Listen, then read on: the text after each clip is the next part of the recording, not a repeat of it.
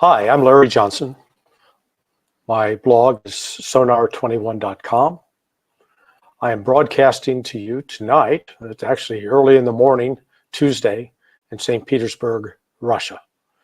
I am here to attend as a participant, as a presenter, the St. Petersburg International Economic Forum. This event this year is attracting over 25,000 people, significant number from the global south, people who are very interested in where the world's economy is headed and some of the political economic issues that are going to shape the future of that economy. Received word a little bit ago that Scott Ritter, who was also an invited speaker at this event, arrived at the airport today at JFK. Normally you have to fly from the United States to Istanbul, Turkey, or to Qatar. I suspect Scott was going to Istanbul, but I don't know for certain. In Istanbul, you switch flights and then fly into St. Petersburg. So it can be a rather long day. It's an arduous journey, to say the least, at least 19, 20 hours if you get the right connections. When Scott arrived at the airport, checked in, boarded the plane, and then all of a sudden, 3 Customs Border Patrol police showed up. They forced him off the plane and they took his passport. Now, this is illegal. What was done to Scott is illegal. The State Department can seize your passport under 3 conditions. 1, as criminal evidence, evidence of that's part of a crime. Well, sorry, Scott is not a criminal engaged with criminal activity. Unpaid taxes. To my knowledge, Scott is aware that that could be an issue, and I think Scott is assiduous in making sure that his taxes are paid. Then at the request of law enforcement. But that request from law enforcement implies that there is some criminal case working against Scott. Scott's only offense in this that I can determine is his outspoken opposition to U.S. policy in Ukraine and in Palestine, Israel, with respect to what Israel is doing to the Palestinian people. That's it. His views are not in sync with those of the Biden administration. But it's noteworthy that Scott's not the only one that has been speaking out about this. There are others like Doug McGregor, retired Army colonel. There's retired Lieutenant Colonel Danny Davis. There's Ray McGovern, former CIA officer. Phil Giraldi, another former CIA officer. Myself, Scott Bennett, who served in the U.S. Army, is another American that's been speaking out. So there are several of us that have voiced our concerns, and legitimate concerns. And then apart from us, let's not forget Jeffrey Sachs and John Mearsheimer. This kind of action by the Biden administration is illegal. It is without cause.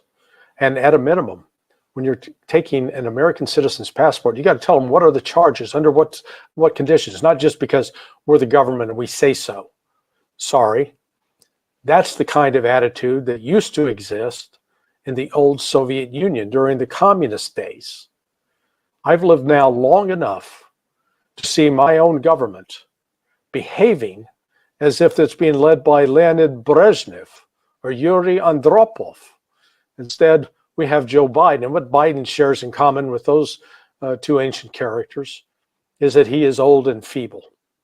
I don't know if this order came down from the White House, or if it originated with State Department, or if it was some lower level functionary in the Department of Homeland Security.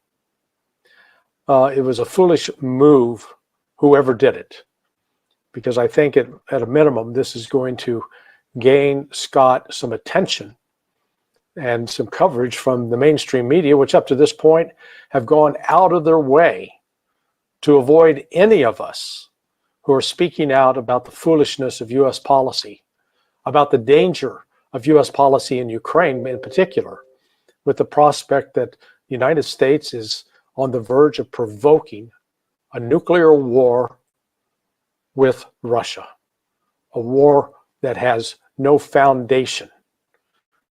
The United States is supplying missiles that are being used to attack Russian citizens. Can you imagine what would happen in the United States?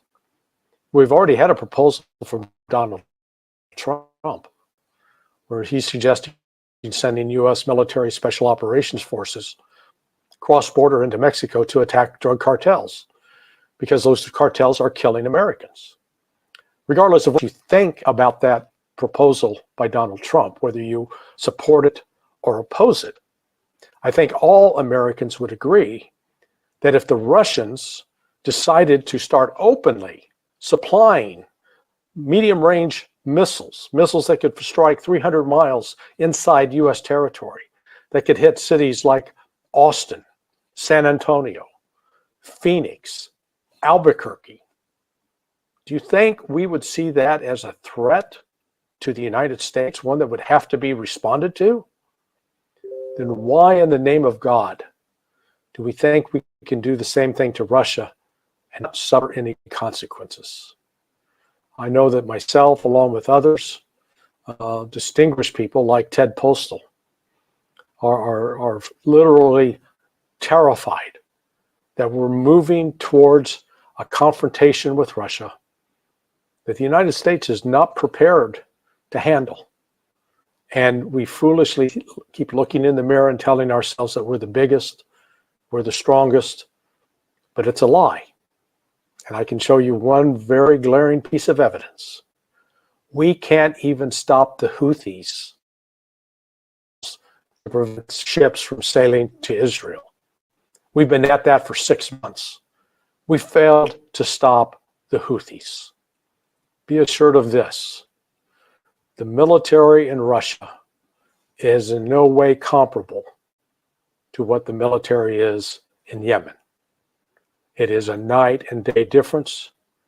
The Russian military is a powerful force that needs to be taken seriously.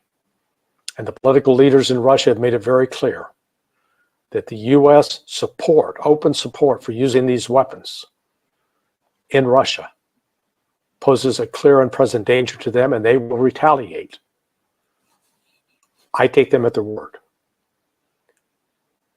Coming back to Scott for a minute, I'm sure he's got a good lawyer, and I'm sure that the Biden administration is in for a battle that I think they will ultimately lose. But we shouldn't be surprised, because this kind of persecution of political opponents of Joe Biden has become rampant. Just ask Donald Trump. Just ask all the people that work for Donald Trump that have been sent to prison, that have been charged with specious crimes.